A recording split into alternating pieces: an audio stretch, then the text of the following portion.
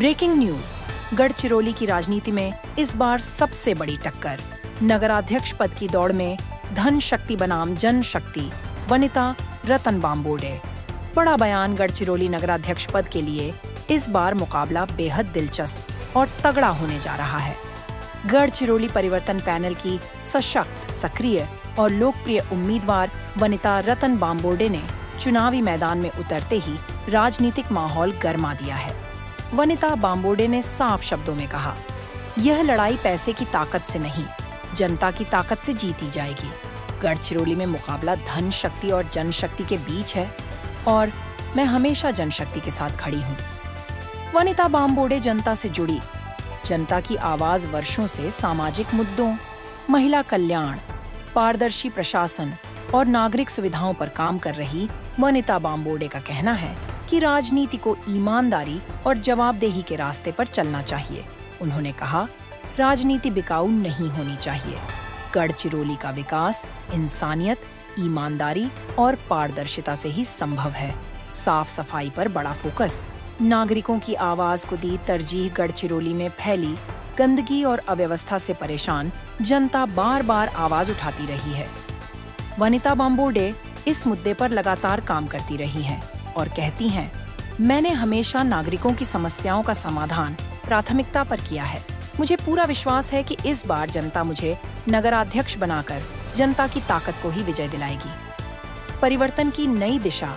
वनिता बाम्बोडे का बढ़ता जनसमर्थन और परिवर्तन पैनल की साफ सुथरी विचारधारा गढ़चिरौली की राजनीति में नई ऊर्जा और नई उम्मीद लेकर आई है। लोग खुले तौर पर कह रहे हैं कि शहर को अब एक ईमानदार, संवेदनशील और मजबूत नेतृत्व की जरूरत है। नमस्कार, मी वनिता रतन बाम्बोडे, गढ़चिरौली परिवर्तन पॅनल तर्फे नगराध्यक्ष पदासाठी नगर परिषद 2025 या निवडणुकीकरिता मी उभी आहे आणि जनतेच्या विकासाकरिता हे ध्येय धोरण आखून या परिवर्तन पॅनल मधून मी उमेदवारी घेतलेली आहे। आपण मला सांगा, नेमकी गडचिरोलीमध्ये कोणकोणत्या समस्या आपल्याला दिसून येतात? समस्या जवळपास 30 वर्षापासून मी सक्रिय आहे राजकारणामध्ये।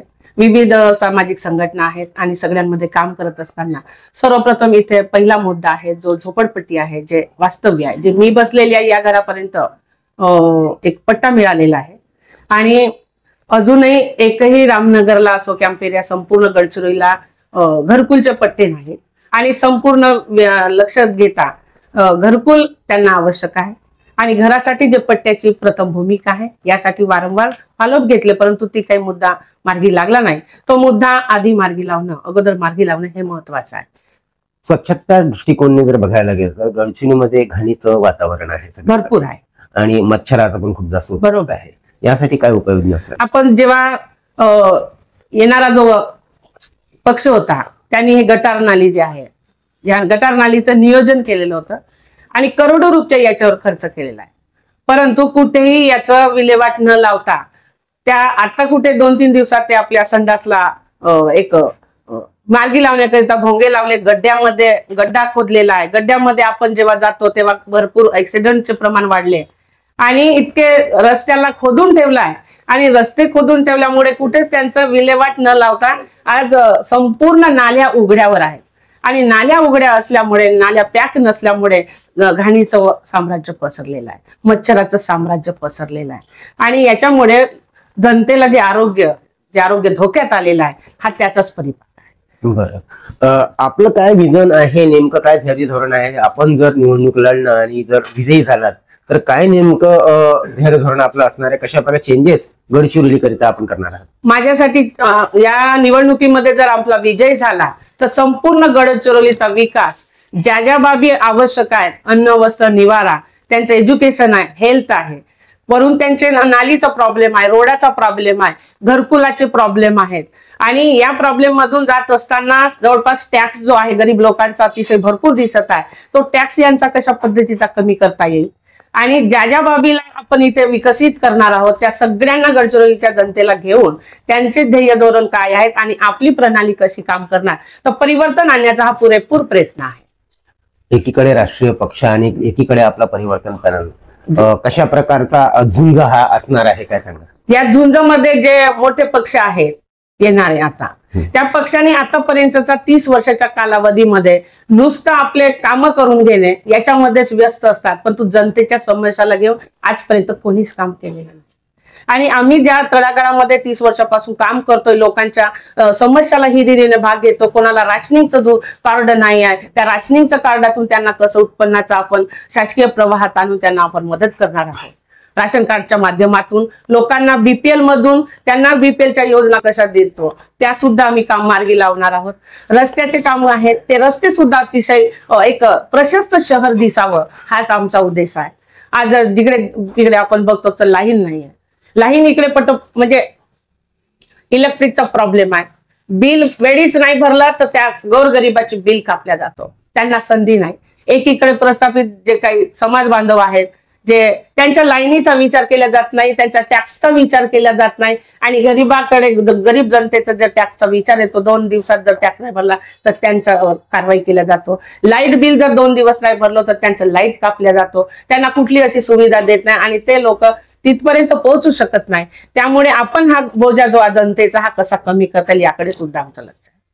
परिवर्तन पॅनल तर्फे आपण नेमके किती मेंबर, पूर्ण पॅनल मध्ये किती लोक? संपूर्ण गडचिरोली शहरामध्ये परिवर्तन पॅनलचे संपूर्ण उमेदवारीसाठी प्रत्येक वार्डामध्ये ज्या कॅटेगरीमध्ये आपण बसतो, सीट, जनरल सीट आणि नगराध्यक्ष पदासाठी उमेदवारी आपण भरलेली आहे. बरोबर.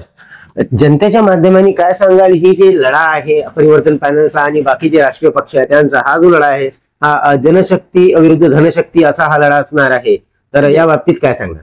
अगदी बरोबर आहे. कारण जे मोठे पक्ष आहेत त्यांच्याकडे पैसा आहे आणि पैशाच्या माध्यमातून पैशाच्या जोरावर विकत घेण्याचा प्रयत्न मतदारांचा दिसतोय. परंतु विकत घेऊन मत जे करतात तेव्हा विकास होत नाही.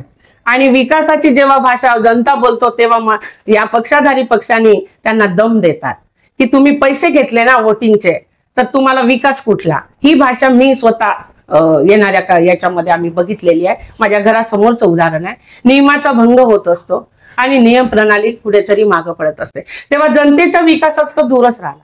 मग जनता आपल्या पद्धतीनं आपण काम करत असतो, जनतेच्या ज्या समस्या त्याला घेऊन काम करतो. 30 वर्ष झाले त्यांच्या तळागाळाशी आपण काम करतो. हा जनतेच्या पाठिंब्यानं परिवर्तन पॅनलचं आम्ही निर्माण केली आणि परिवर्तन पॅनल मधून आपण जनतेच्या हिताचं काम करणार, जनतेच्या विकासाचं काम करणार आहोत.